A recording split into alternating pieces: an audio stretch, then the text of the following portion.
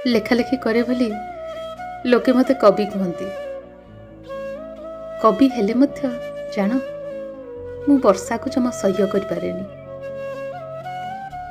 ଆକାଶରୁ ବର୍ଷା ଝରିଲେ ମୋ ଆଖିରୁ ବି ଲୁହ ଝରେ। ଅନେକ ଏମିତି ବର୍ଷା ଭିଜା ଦିନ ଗୁଡ଼ିକରେ ପ୍ରେମିକର ଉଷ୍ମତା ଭରା ବାହୁବନ୍ଧନ ମନେ ପକାନ୍ତି। ହେଲେ ମୁଁ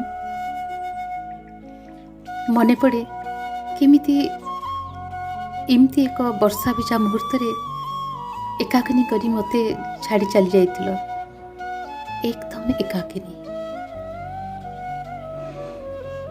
ମୁଁ ଡକ୍ଟର ବିୟତ ପ୍ରଜ୍ଞା ଆଚାର୍ଯ୍ୟ, ଆଉ ଏକ କ୍ଷୁଦ୍ର କବିତା ଏକାକିନୀ।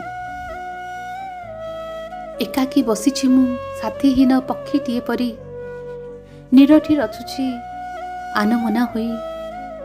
ତୁମରି ପ୍ରତୀକ୍ଷାରେ ମୋ ଦିନ ହୁଏ ଅତୀତ, ସକାଳ ଆସେ ପୁଣି ରାତି ବିତି ଯାଇତ।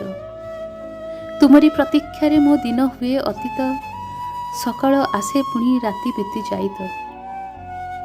ତୁମ ଚିନ୍ତାର ଜାଲରେ ଘେରା ବୁଢ଼ିଆଣୀ ପରି ଗୁନ୍ଥିଯାଏ ଅତୀତରୁ ଭବିଷ୍ୟତର ତାର ଧରି।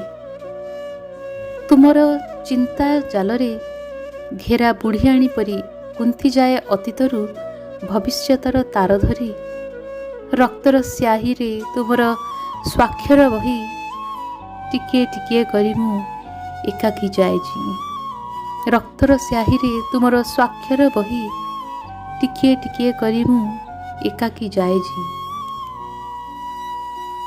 ଧନ୍ୟବାଦ।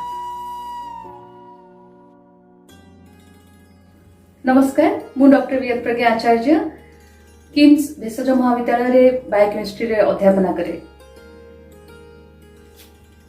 रोगी और छात्र छात्री मानकर जीवन को अनुध्यान अनुसरण करी से सब को कागज कलम रे उतारी दिए।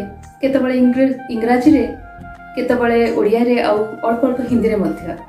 ते सबठु कष्ट कोन जानती, निज कवितार मूल अर्थ निज पाठक मानक पाखे पहुंचाइबा।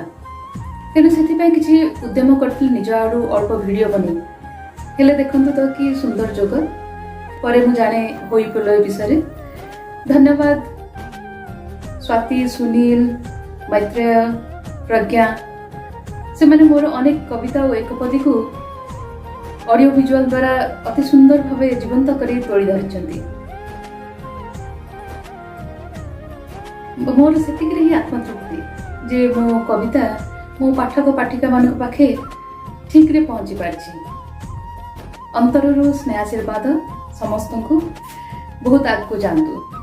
से माने आगको जाइछन्ती मध्य 9टी भाषा, 200 रु ऊर्ध्व कविंकर 13टी विभिन्न देशर कविंकर कविता को से माने स्थान दैछन्ती होई पलरे एवं जीवंत करी गढ़ी तोलिछन्ती से मानक सृजनशीलतार।